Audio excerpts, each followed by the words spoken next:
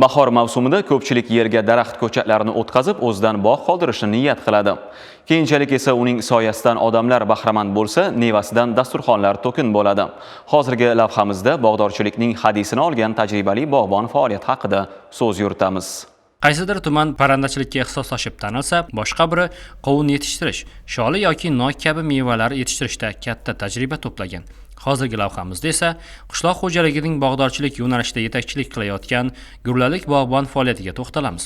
6 yildan buyon bog'da nok, olma, shaftoli, o'rik kabi mevali ko'chatlar ekib hosil olayotgan Qahramon Yo'ldoshev bugunga kelib o'z tajribalarini Gurlalik eldoshlariga ulashib bog'dorchilikning rivojiga katta hissa qo'shib kelmoqda. 5 gektar yer maydonida joylashgan bu bog'da hozirda zarur agrotexnik tadbirlar, daraxt shoxlarini kesish, shakl berish ishlari davom etmoqda.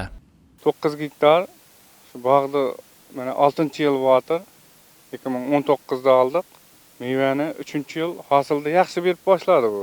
Santa Maria, Diveji, bari. 3-yil 10 tonnadan berib boshladi.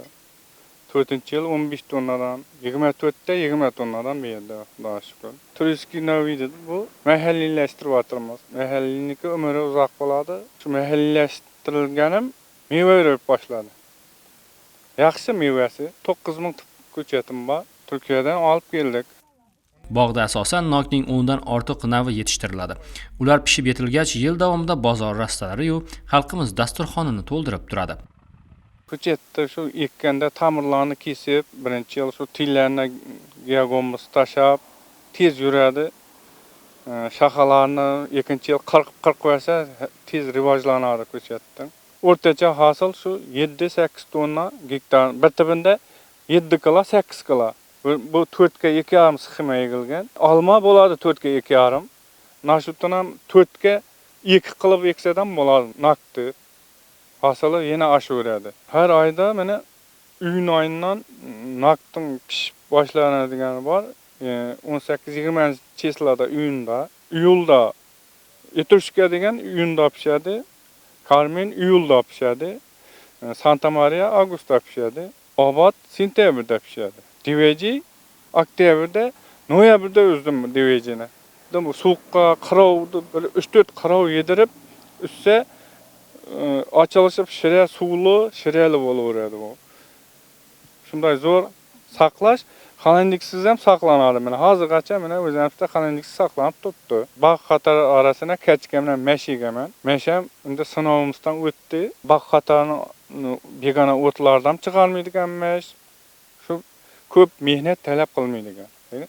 Chetga eksport turibdi mashamiz. 25 gektar, 30 gektar qilish niyatim bor. Bog'bon ko'chat bilan tillasha olganini har bir ko'chatga alohida mehr berilishidan ham sezish mumkin. Qahramon Yo'ldoshev hozirda Turkiyadan keltirilgan nok ko'chatlarini mahalliylashtirish, iqlim va tuproq sharoitiga moslashtirish bo'yicha ham izlanmoqda.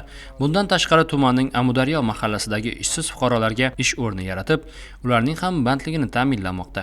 Aytishlaricha, terim vaqtida bu bog'da 70 ga yaqin ishchi jalb qilinar ekan. O'limning menakay shunday el yurtqa, davlatga shunday foydasi tegib yurgandan dim quvonaman. Ishsizlarni mena ish bilan ta'minlayaptir. Qishin yozin mena meva uyda da el yurtqa da yetkazib turibmiz. El yurtning dasturxonlarini to'kinligidan, qo'shqamizdan quvonamiz. Bog'dagi mevalar iyun oyida hosilga kiradi. Terim esa noyabr oyigacha davom etadi. Mana hozir ham o'tgan yilgi hosil omborda sersuv va chiroyli ko'rinishda saqlanmoqda. Mevalar hatto Qozog'iston va Rossiya davlatlariga ham eksport qilinadi. Hosilning eng kichkinasi mana bunday. Eng kattasi esa 1 kilogramdan ham oshar ekan. Kelajakda bog'bon o'z bog' maydonlarini kengaytirib, ko'chat yetishtirish bo'yicha yana ko'plab ilmiy izlanishlar olib borib, bog'dorchilik maktabi tashkil qilishni maqsad qilgan.